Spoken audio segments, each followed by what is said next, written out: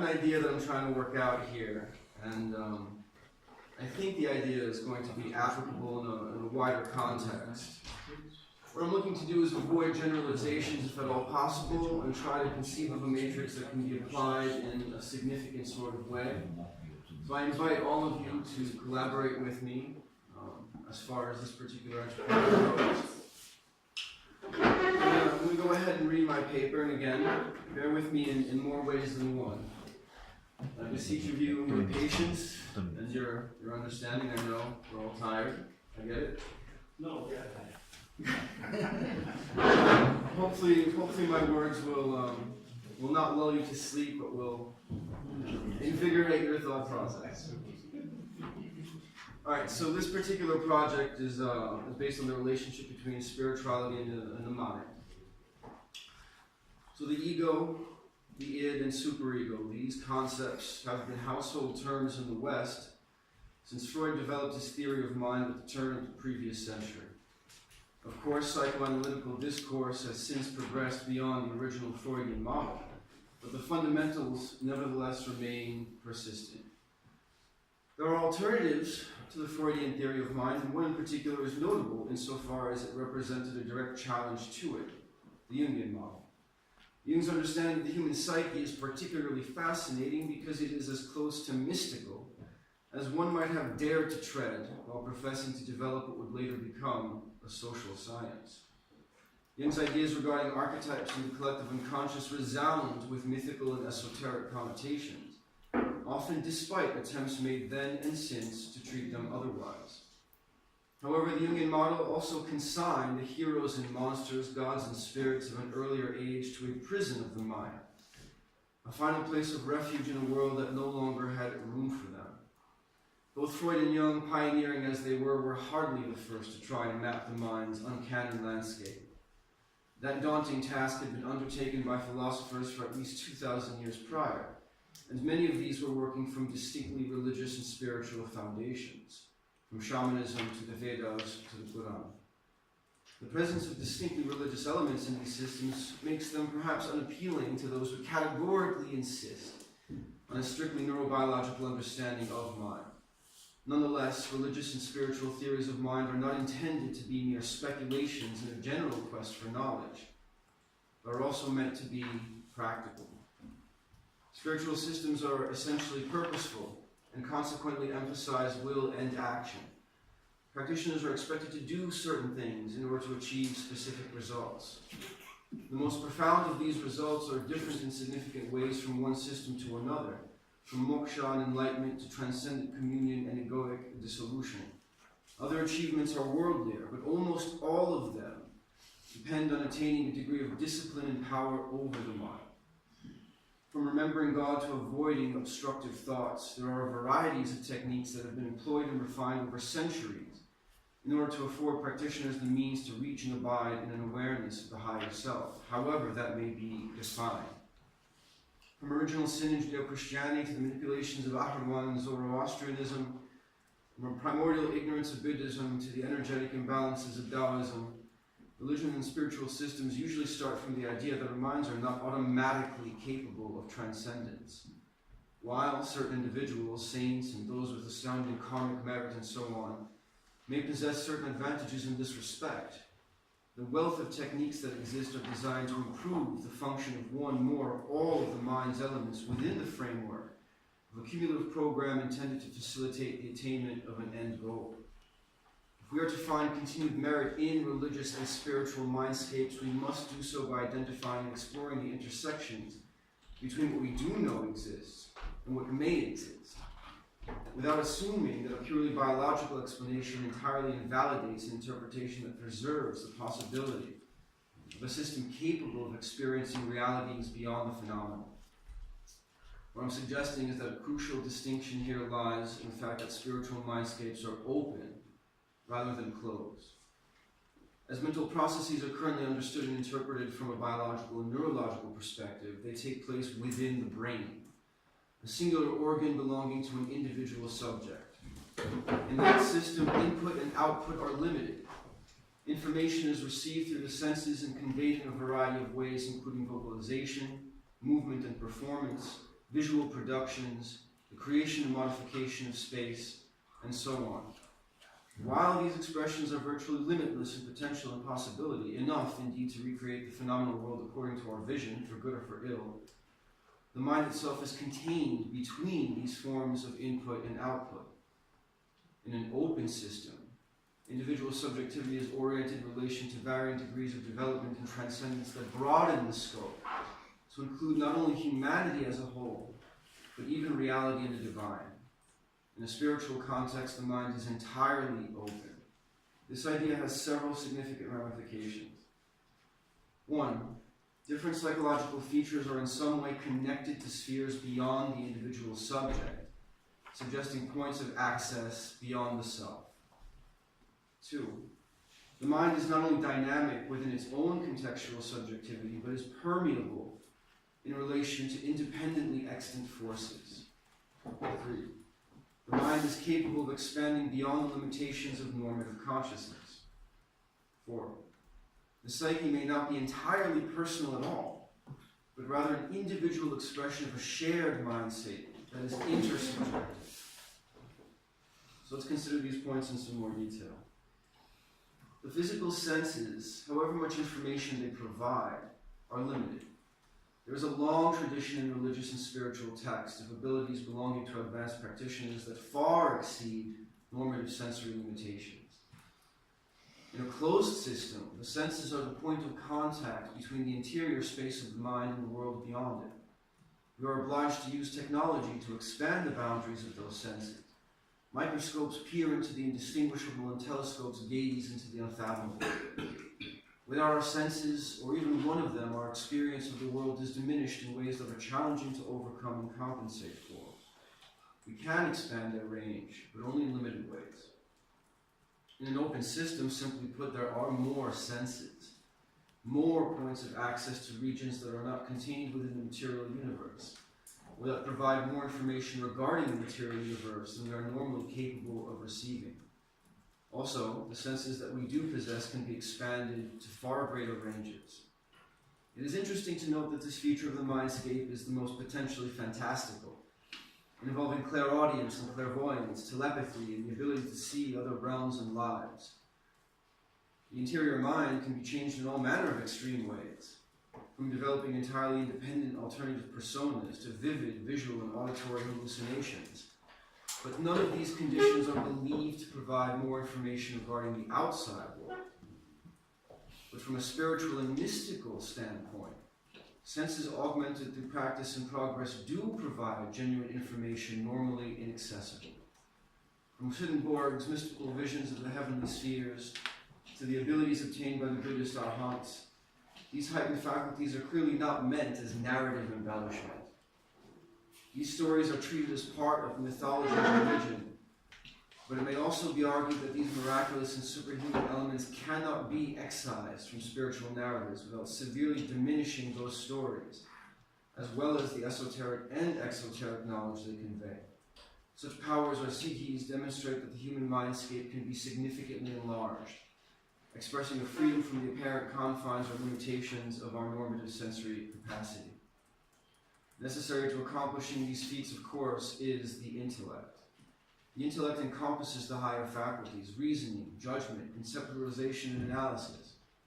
And it was believed to set us apart from other forms of life on this earth, allowing us to adapt, spread, and ultimately dominate every habitable environment. While we share a spectrum of intelligence with all sentient life, we also recognize that our species sacrifice certain physical adaptations in order to more fully develop our intellect. With that trade-off came language, conceptual thinking, abstract representation, and every mental capability that allows us to create, innovate, and strategize. This is the element that facilitates metacognition and self-awareness, our ability to abide in different loci of attention singly or simultaneously, when meditators perceive their own thoughts without focusing on or identifying with them, or when in a clinical therapeutic context, individuals are encouraged to take a step back from certain patterns and habits of thought.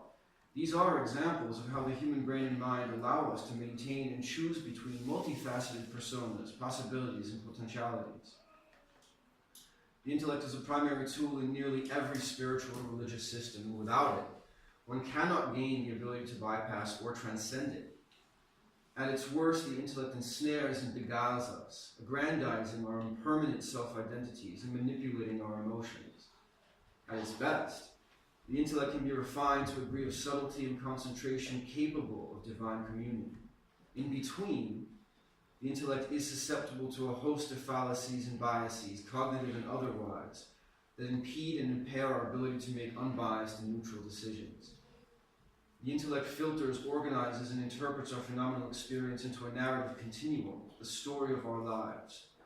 This story is admittedly an ingenious adaptation that allows us to access memory more quickly, negotiate intricate social environments, and direct our considerable energies toward the realization of tangible and abstract objectives. The intellect is not located in one region of the physical brain.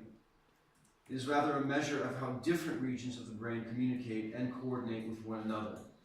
From a neurobiological perspective, the components of the brain provide the basis for the use and improvement of the intellect.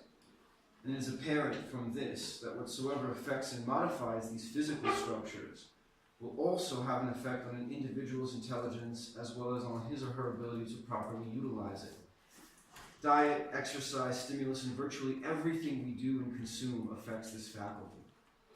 In a closed system, the intellect is partly a function of inherited genetics, nature, education, nurture, exposure, and development. In every sense, the intellect is a measure of individual potential and ability.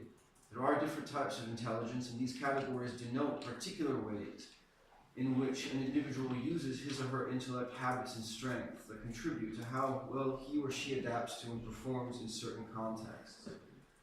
Arguably, there is a kind of spiritual intelligence, a way of harnessing the brain's power and potential towards the practice, understanding, and attainment of objectives that can be characterized in those terms.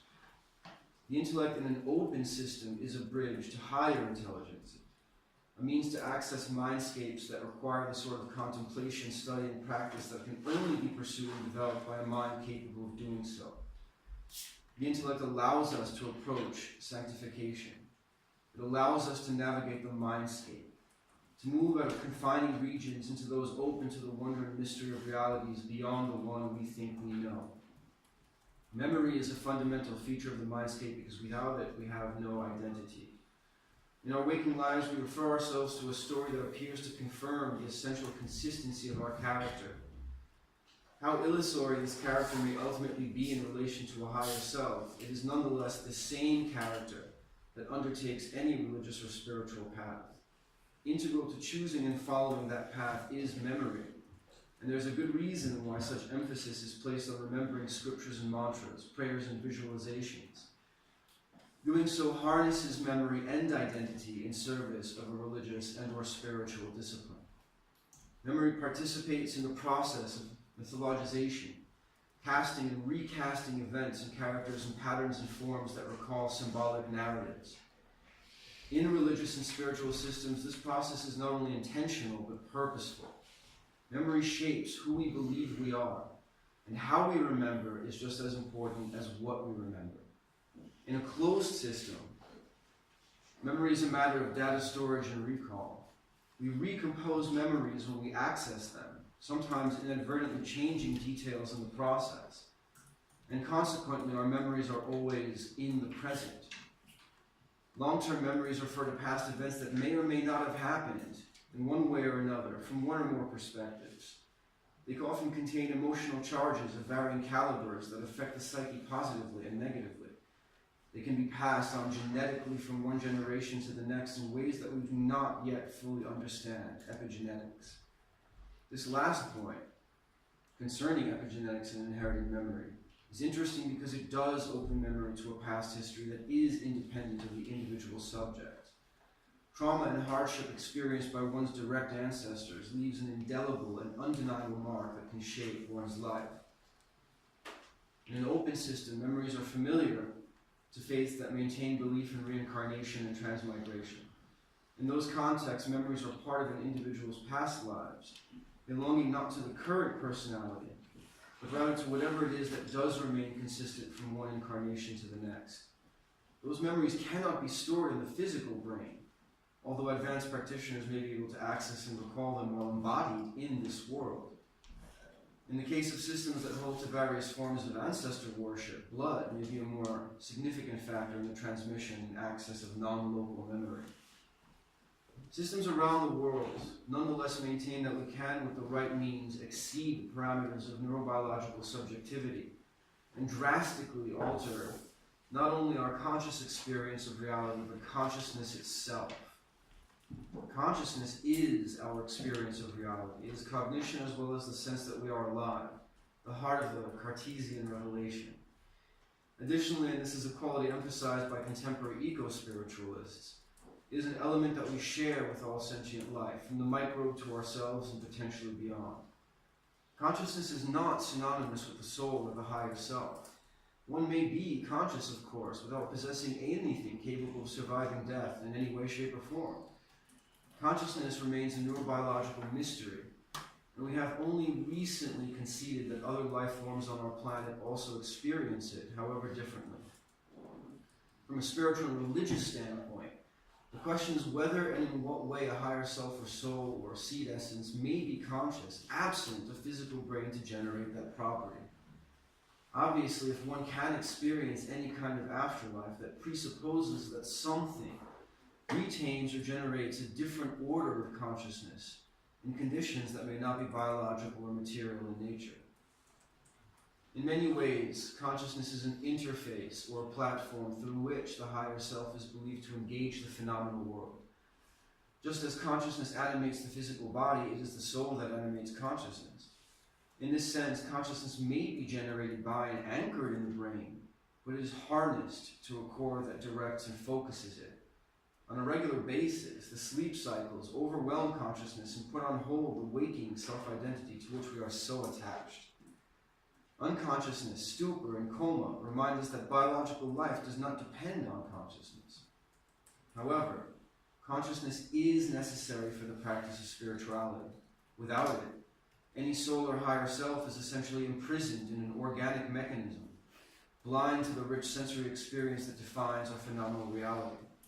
Consciousness, as self-awareness, illuminates the mindscape. It is also subject to fairly dramatic alterations. For thousands of years, indigenous practitioners have used psychedelics and entheogens to induce trance states for ritual and healing purposes.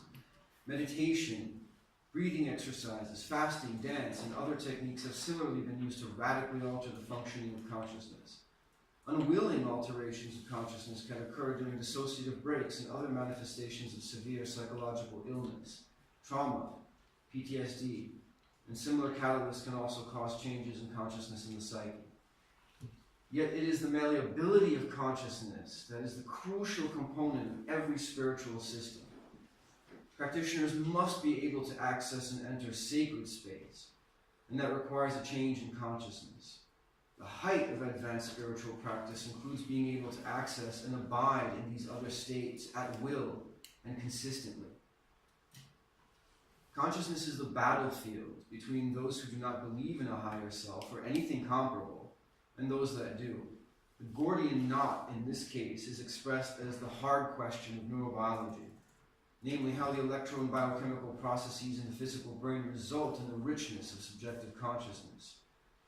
Severing this knot may allow humanity to modify consciousness at will in unimaginable ways, perhaps even so far as to irrevocably alter what it means to be a human being. In a closed system, instincts and emotions are interior states and processes, molecular and part of the biogenetic building blocks that characterize sentient life. Admittedly, this remains fairly consistent in an open system. What changes is the relationship between these elements and the larger mindscape. The emotions are a compass. When compassion, empathy, and similarly positive feelings are allied with a spiritual purpose, they can be effectively used to guide and solidify practice. Also, the emotions can serve as benchmarks or indicators of spiritual progress. The intoxicating joy that arises when authentic contact is established with God and with the higher spheres and with the divine is an extreme emotional state that is an indispensable part of gauging spiritual development. So far, all of this suggests that the human mind can be opened. there is also the possibility that the psyche is already open, and that what appears as an entirely interior realm is actually another, non-physical space that can be similarly experienced by other conscious subjects. This may seem far-fetched.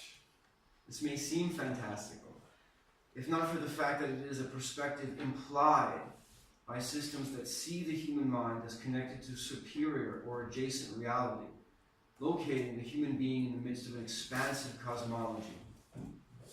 In a closed system, consciousness is individual while common to human beings with functional brains, experienced in an incredibly wide range of possible variations from the normative to the bizarrely abnormal and everything in between.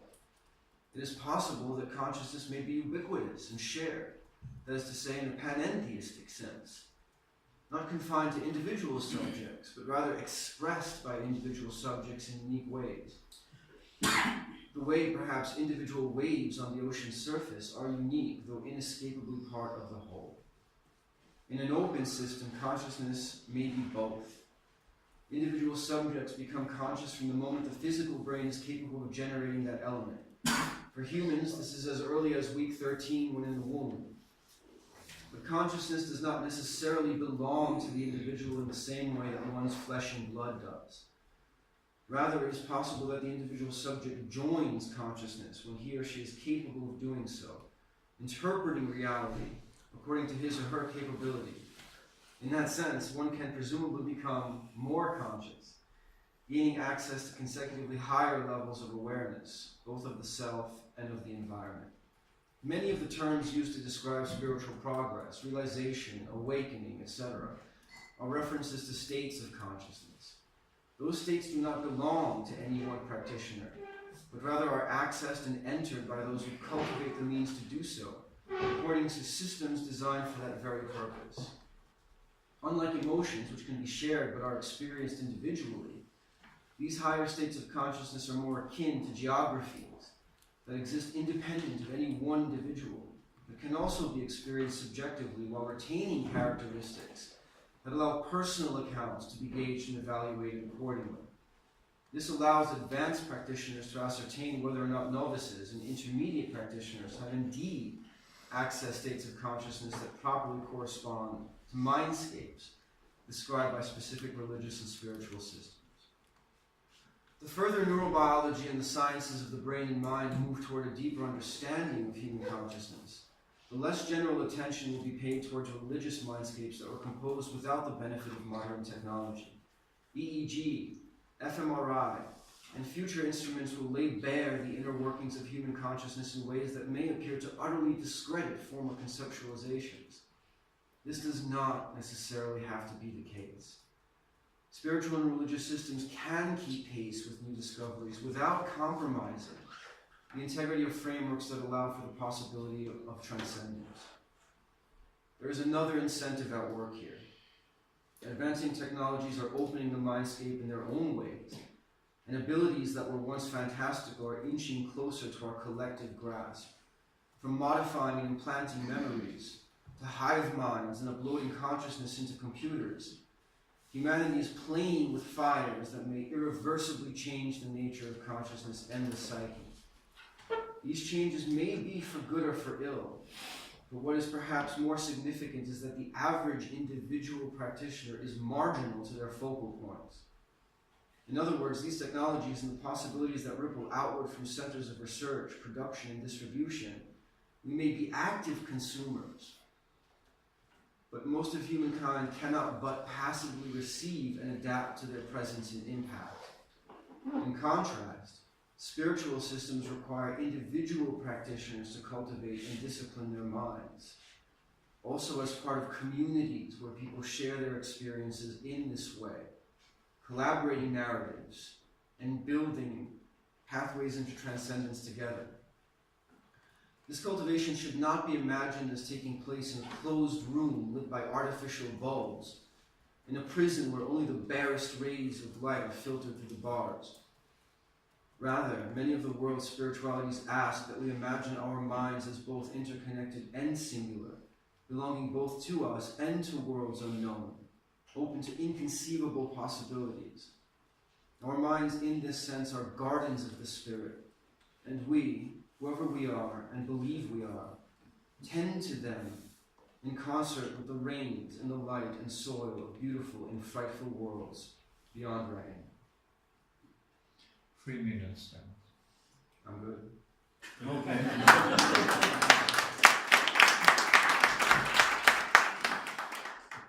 Thank you very much for your demanding and very stimulating presentation. The floor is up to questions. Thank you very much, Alex. I found very interesting to have a conference on consciousness, relating it to religion, science. Yeah. This was just my short remark. Yeah. Yeah, I found very interesting. And you, Professor Olga? Okay, but I'm giving the... Okay, thank you very much, Alexander. Alex, I think you are in process of creation of your own vision of consciousness, as I understand you, if I'm correct. Yes, it's great because psychologists and philosophers and theologians have been analyzing consciousness for thousands of years. Yeah, it's great. But my question is, how do you identify consciousness? Is consciousness the same as logic mind, that logic thinking for you, from your mind? And next, can we identify consciousness in more general terms?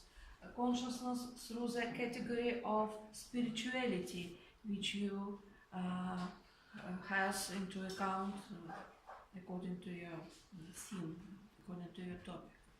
So it's my question. Thank you. Okay. Well, the answer to your second question is yeah, absolutely, it must be. Unless spirituality is somehow incorporated into the general discussion of consciousness, a huge dimension of human practice, understanding, and research is lost. So yeah, those fields have to enter into discussion with one another. Regarding the first question, consciousness is not the same as the rational mind. The rational mind is a facet of consciousness. If you want, the rational mind is an expression of consciousness. Consciousness itself is, again, we don't really know what it is. Scientists still don't really know what it is. All they know is that it's somehow an emergent property of our sentient life as creatures that possess brains. That's what it is. But the mind is something different. The brain is one thing, the mind is another thing. Consciousness is what kind of bridges the gap between those two things. We don't know how it does. No one does. Yeah.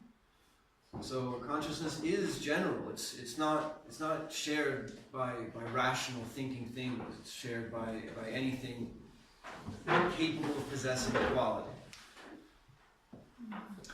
Professor Agus? Yeah. Please. Well, thank you very much, Alex. Yeah, I think put plenty on the table in your paper.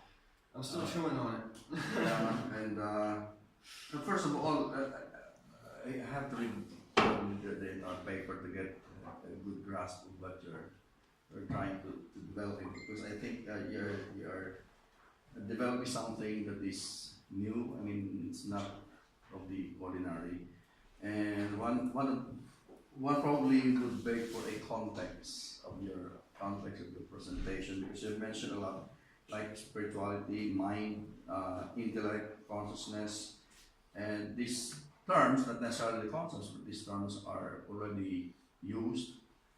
As you mentioned in the earlier part of your paper, these are already used in different disciplines. Now, just to get some, for me to get some sense of what I type here in my laptop. You mentioned about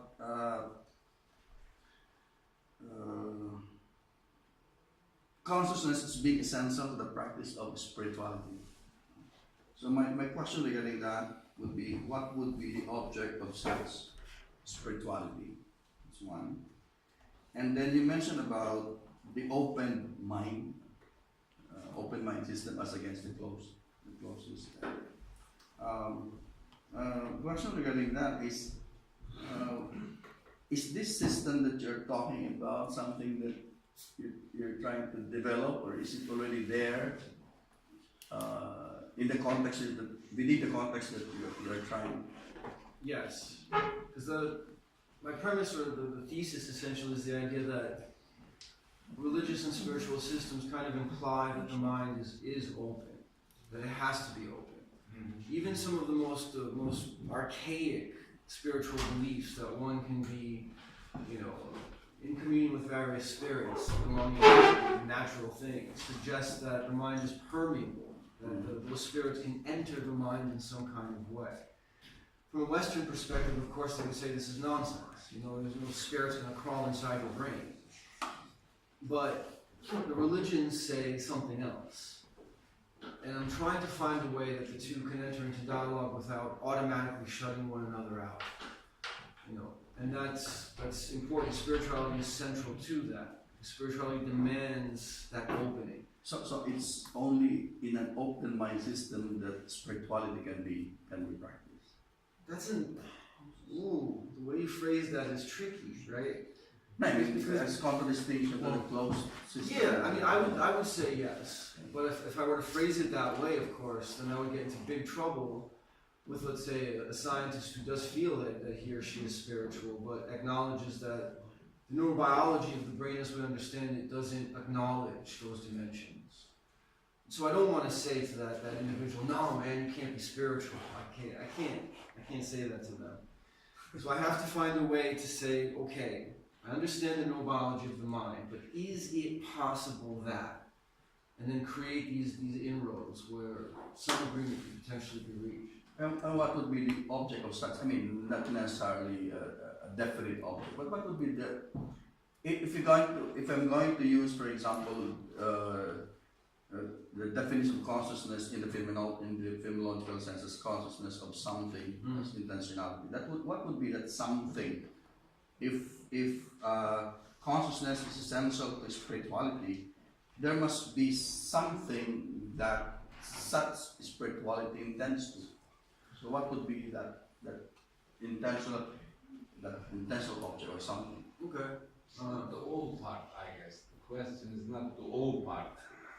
The consciousness all. It's all. It's not Alex. Is that your? Yeah. So consciousness itself includes spirituality. Yes. And spirituality is a form of harnessing consciousness in pursuit of some spiritual goal. And that depends on the system. Some seek enlightenment, some seek peace, some seek salvation, whatever it is they seek. Consciousness is employed to attain that end in particular ways according to various techniques.